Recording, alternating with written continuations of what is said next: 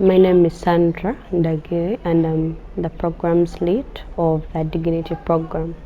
The background of the Dignity program. The Dignity program started in 2021 and we started in Kavumba. It is in Wakiso. Yes, and the main aim, we looked at the need for talking to young children, mainly young teenagers, especially girls, about their value and their value to themselves, to the society, to God. To start the Dignity program, we put an emphasis on it because of the many things that were happening during the time of the COVID, the lockdown. Many of the young girls were getting pregnant. Many of the young girls were getting depressed because of many issues happening at home, in their area, in their communities, and this raised an issue, and we decided to go to come up with a program that will be able to talk to these girls, to talk to these teenage girls, to show them that because things are not going well, because you're not in school, because the family needs something or needs money, it doesn't mean that you have to give out yourself. We had to show them their worthiness. Yes.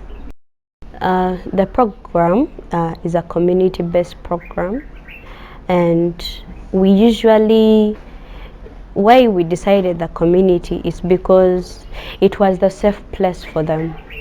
It's better to go into someone's home who is a well-wisher, because we have many local, what would I say, local authorities, especially those concerned with girls, maybe the chairwoman or someone who is a well-wisher for women and girls.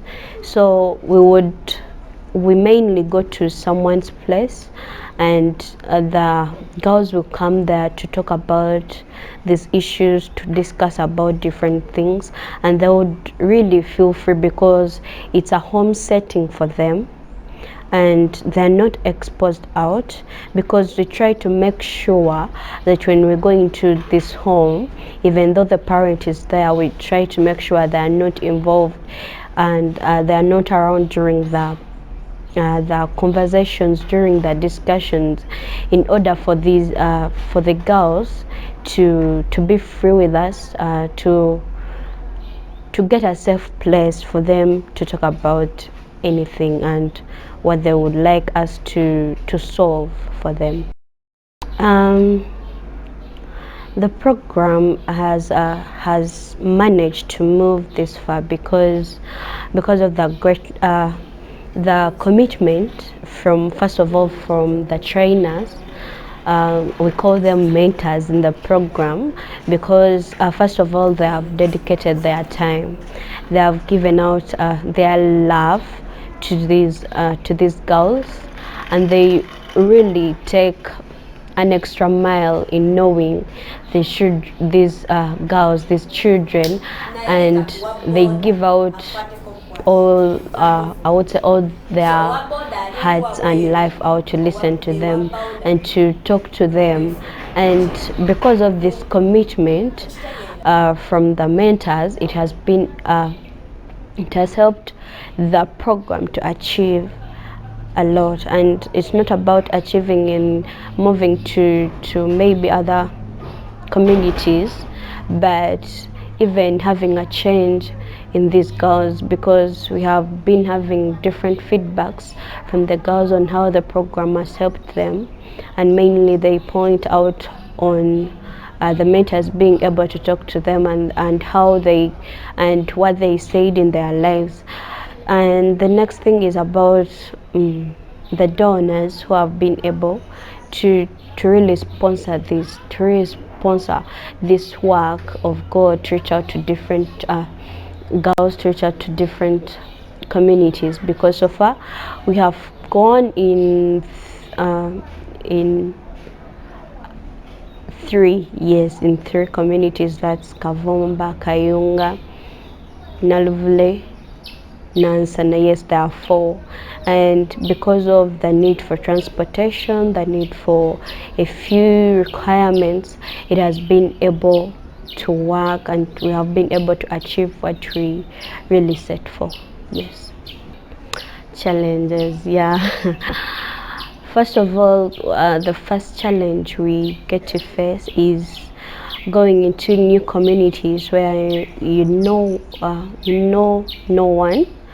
You're new to this community, and you have to go around talking to people and informing them to come for the program, to informing the guardians, the parents, to entrust us with their children to come for the program, because it's an issue, because mainly it's very difficult this side for parents to give out their children to anyone, because of many things different organizations do that are not socially responsible.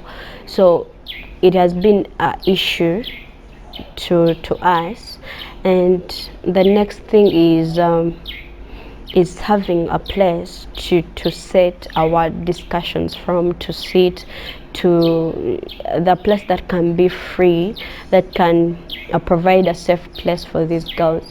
It has been hindering us, because when we start, or when we are going to start, we want a place that is comfortable for these girls, that would feel so free for them to open meaning a quiet place, a place that is not so accessible to everyone. Maybe it would be accessible only to the owners.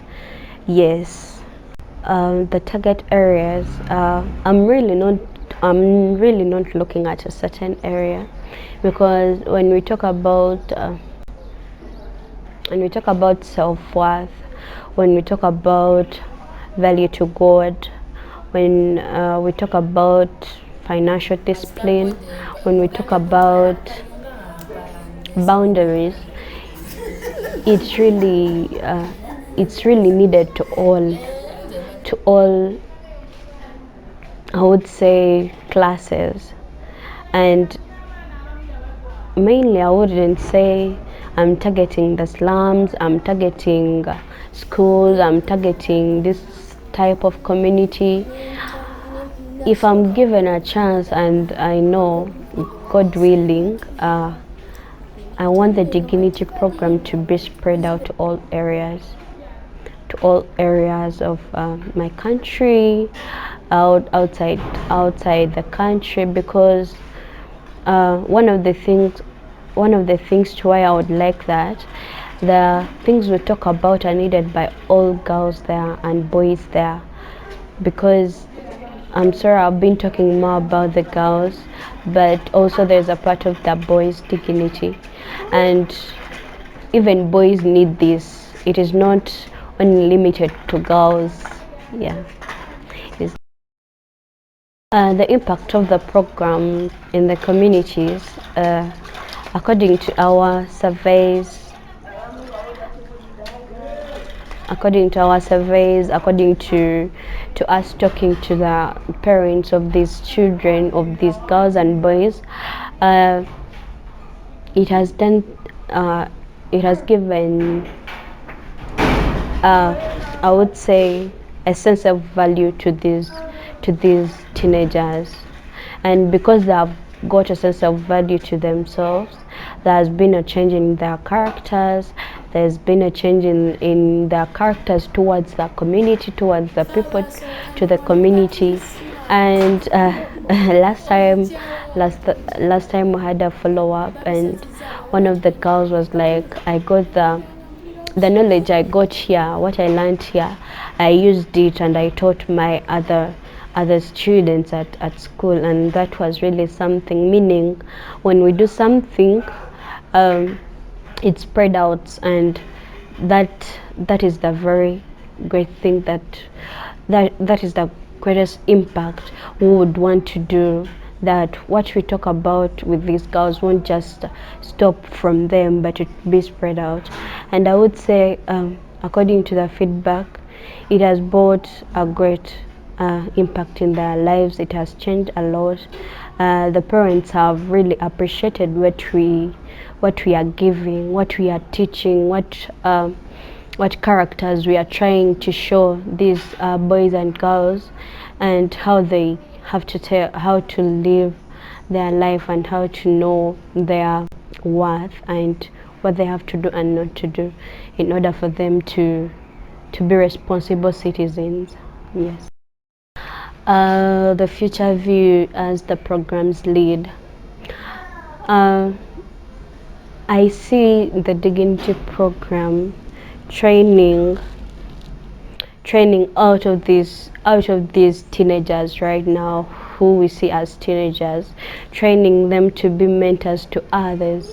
And I see and I view the dignity program being spread out, even out of Wakiso, because now we are based in Wakiso and we are looking at sub-counties in Wakiso, but I view it out of Wakiso. I view it having raised great women and great men that will really make a difference in this, I wouldn't say country, but making a difference in this world. Because what we are talking about, these are the basics of all people. It doesn't matter which country, it doesn't matter which state, it doesn't matter which religion or I would say clan or tribe, because when we are teaching, we don't look out to these things. We look out to them as the teenagers, and we pray, and I know in the future it will be spread out to all people. First of all, know your worth. When you get to know what you are, when you get to identify who you are, it's easy for you to make decisions. First of all, it's easy for you to know what you want. It's easy for you to have principles for yourself. It's easy for you to set goals for yourself. It is easy for you to set boundaries for yourself. So as a teenager out there, I would really say it's always good to first know who you are, know your background, know what you want, because when you don't know what you are, it's very difficult to set your goals. It's very difficult for you to identify yourself, because you wouldn't know where you fall. So my advice is that all teenagers should know their worth, should know what they are, should always be able to identify themselves. If you're a teenager out there and you would really want someone to talk to you, you would really want such to be part of such a program, and also not teenagers but parents and maybe local leaders, you would want us to come and talk to teenagers, to talk to youths, feel free to always contact us, to always send messages, WhatsApp messages on our number down there, and also to send a message through our platforms, and we'll be able to receive you, because Youthconsult is there to serve the teenagers and the youths. Thank you so much.